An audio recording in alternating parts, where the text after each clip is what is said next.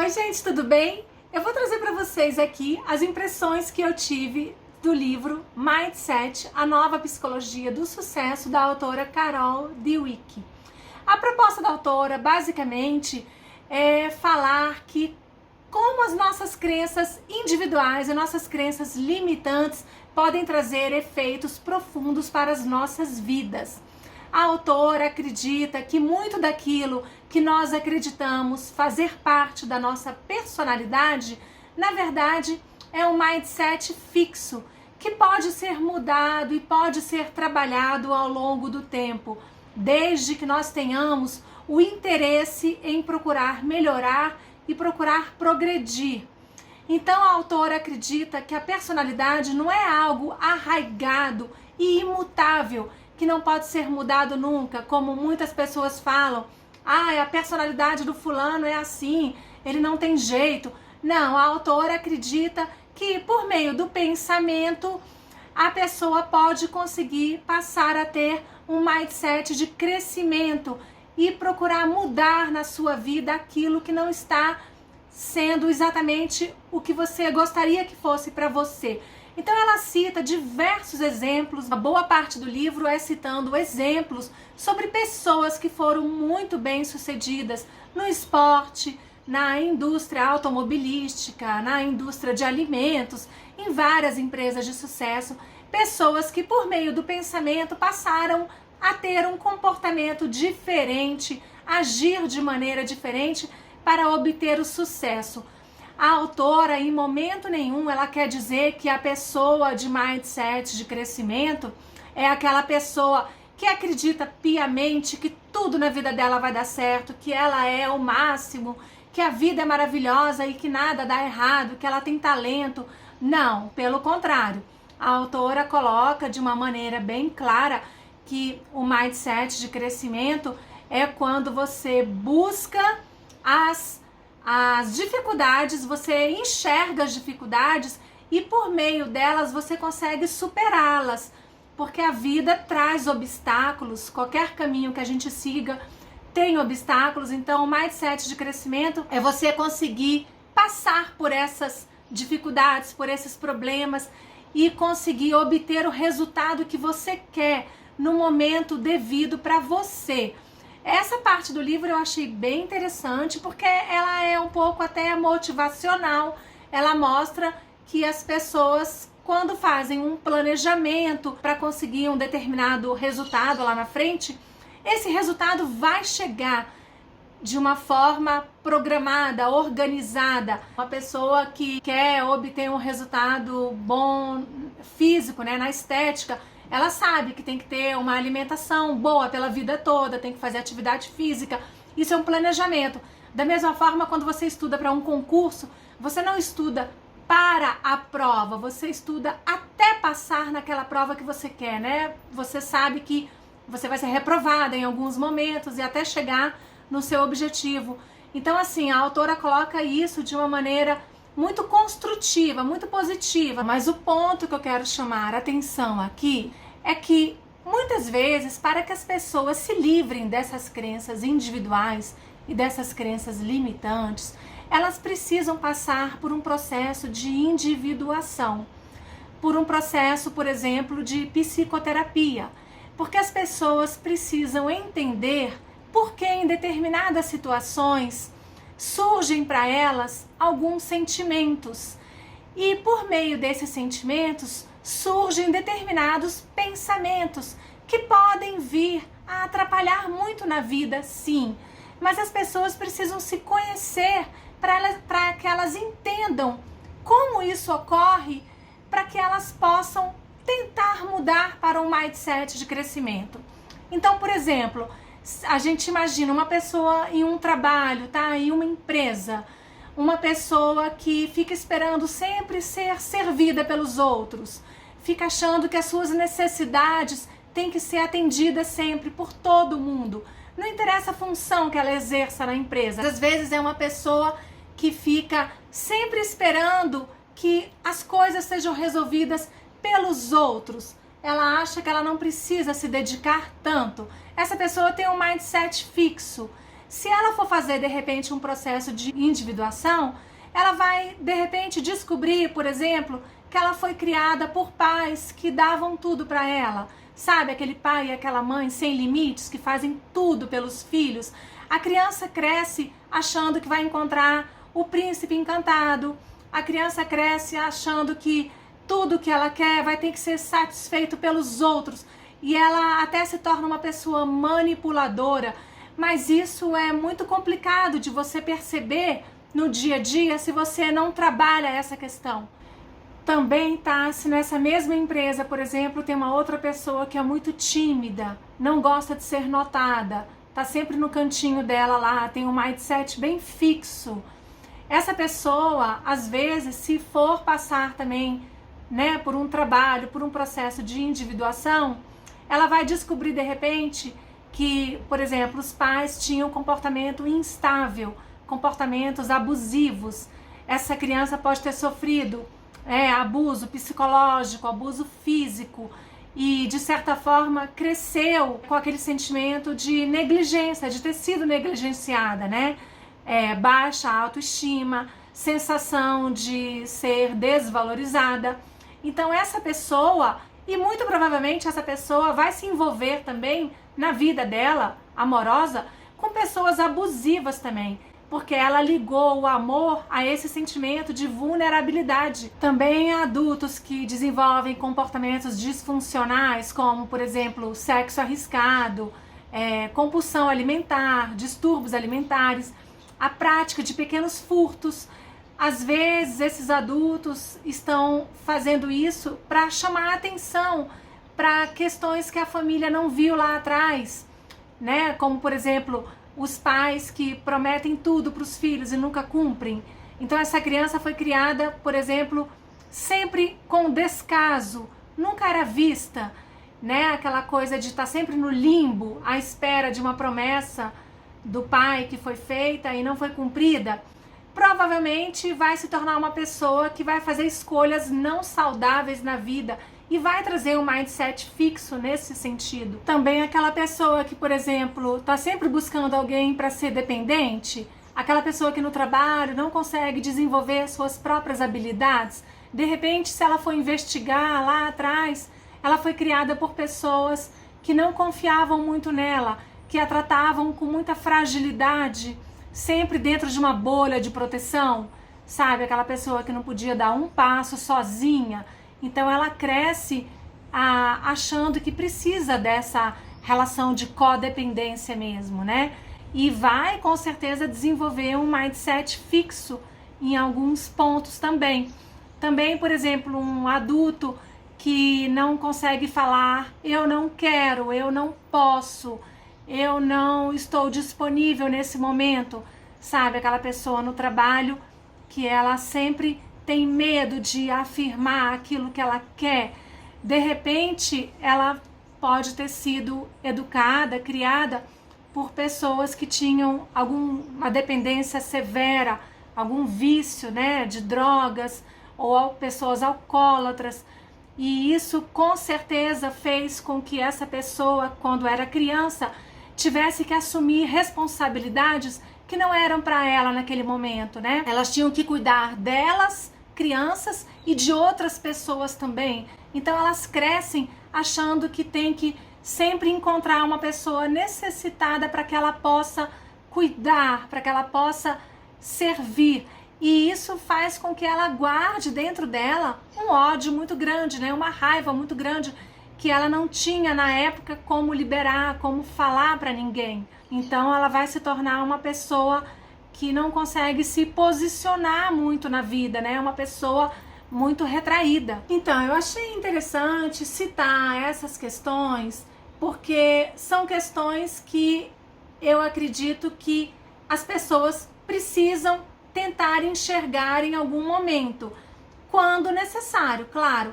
Então, por exemplo, existe a terapia cognitiva comportamental, né? Existe, por exemplo, a psicanálise. E a psicanálise, o interessante é que a psicanálise vai escutar a história da fantasia de cada um.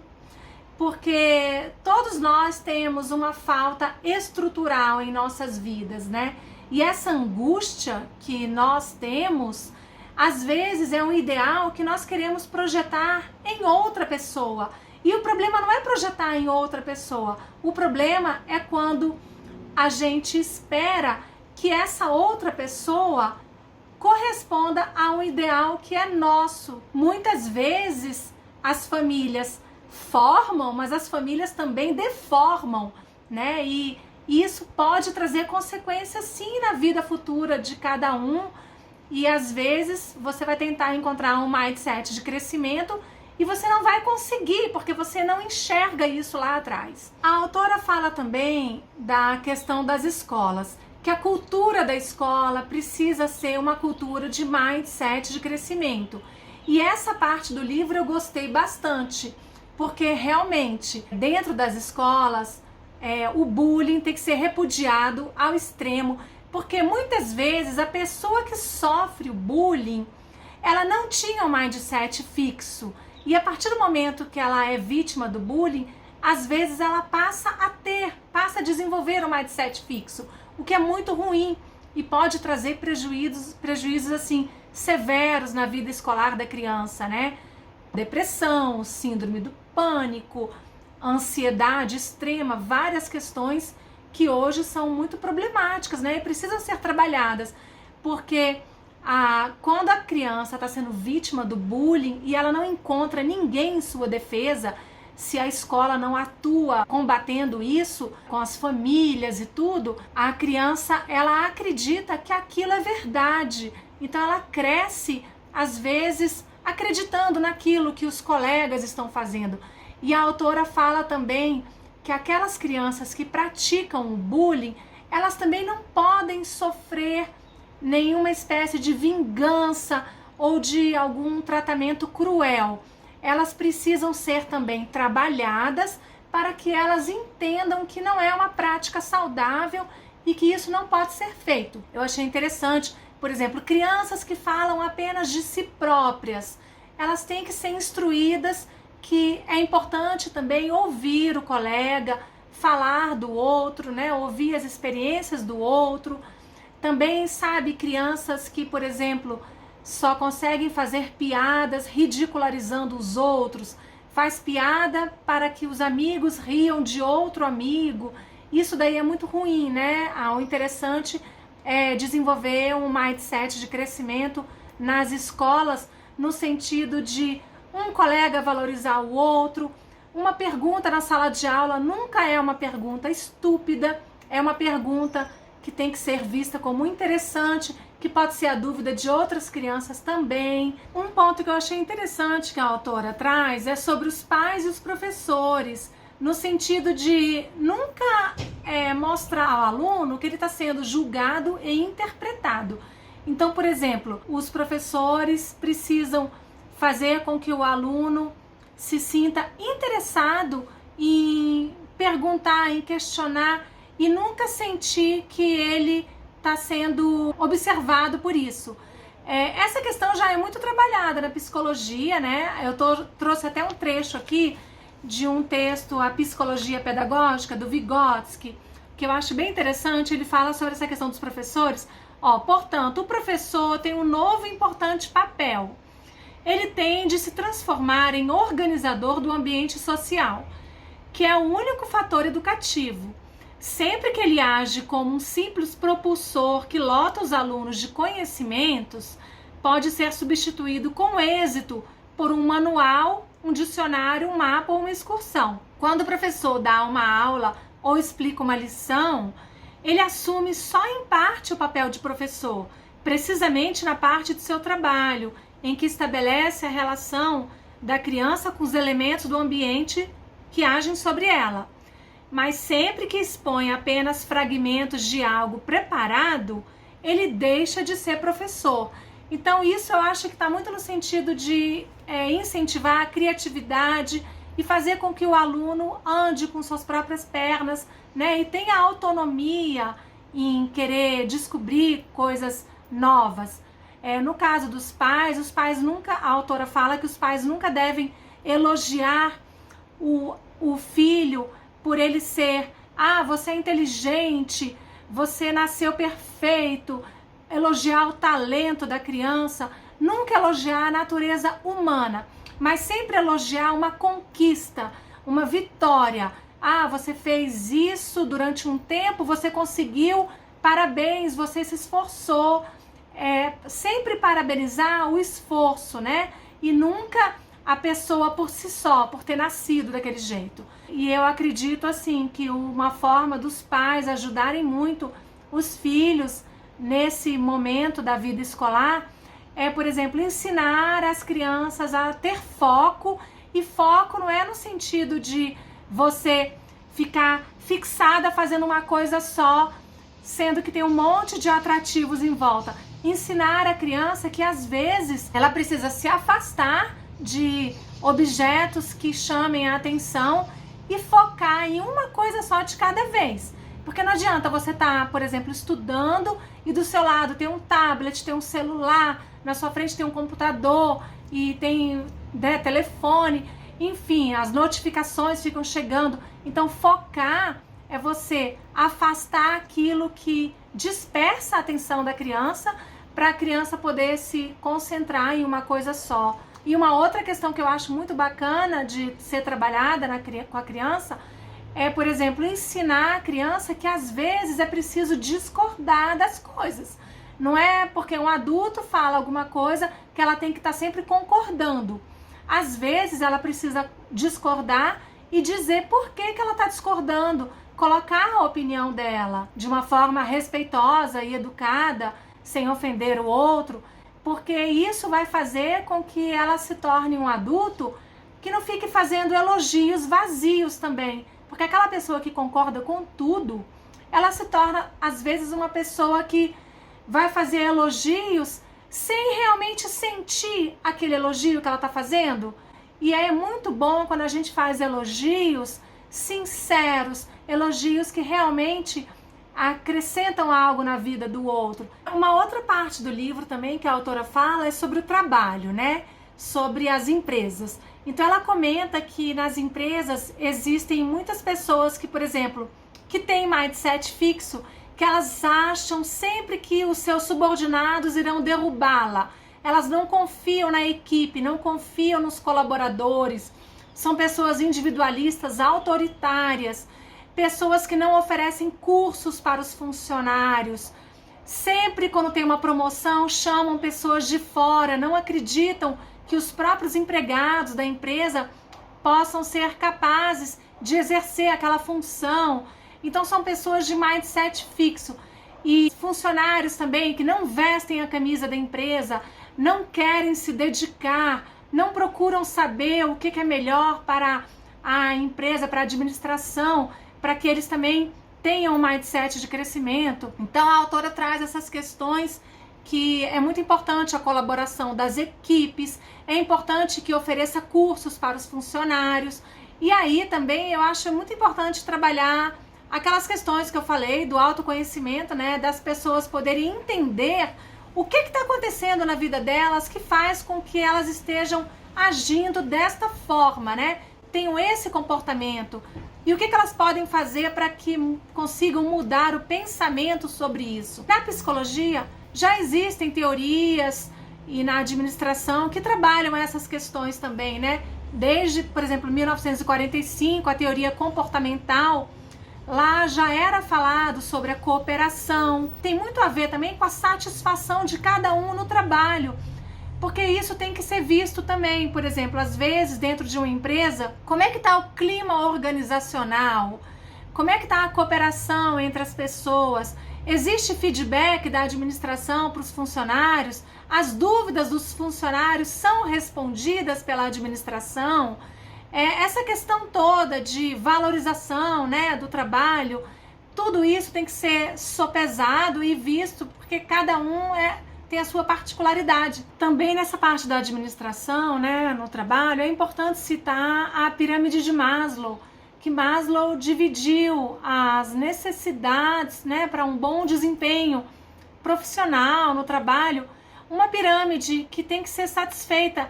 Por exemplo, tem as necessidades fisiológicas básicas da vida, tem a segurança, né? tem a questão das necessidades sociais ligadas ao social, e depois vem exatamente a autoconfiança, a autorrealização das pessoas, né? Como as pessoas se enxergam, como as pessoas estão se vendo nesse processo todo. Também a teoria dos 2 fatores de Hesser, ela fala exatamente sobre isso, sobre as questões de como o funcionário se vê em relação ao seu cargo e em relação a todo o processo lá do trabalho. Tem a teoria X e a teoria Y da administração, que a teoria X, isso tudo são teorias que foram criadas já há muito tempo, né? A teoria X, ela foi afastada por ser comprovada que não era bom, né? O funcionário era valorizado de acordo com a remuneração que ele recebia, e a empresa era muito autoritária, né? Muito determinada naquilo que ela queria, não ouvia os funcionários. Já a teoria Y, ela leva em conta a individualidade de cada um, né? O processo do trabalho, a importância de ouvir a equipe. Então isso tudo sempre foi muito falado na psicologia e na administração. Não tem como chegar ao mindset de crescimento sem essas questões que fazem parte da vida das empresas. E por fim, a autora vai falar dos relacionamentos. Então ela comenta que é muito importante que um parceiro consiga ver o que o outro precisa também e ajudar o outro no seu crescimento, né, naquele potencial que ele precisa desenvolver. Isso é mindset de crescimento.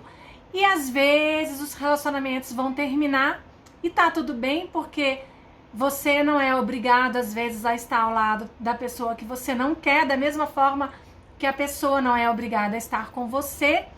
E ninguém precisa aceitar coisas que não queira ou se submeter ao que o outro quer, se aquilo não lhe cabe, né? Você não tem que se diminuir para caber no mundo do outro. E por outro lado, é importante também que, se os relacionamentos vierem a terminar, que não se leve para a vida amargura, culpa ou vitimismo.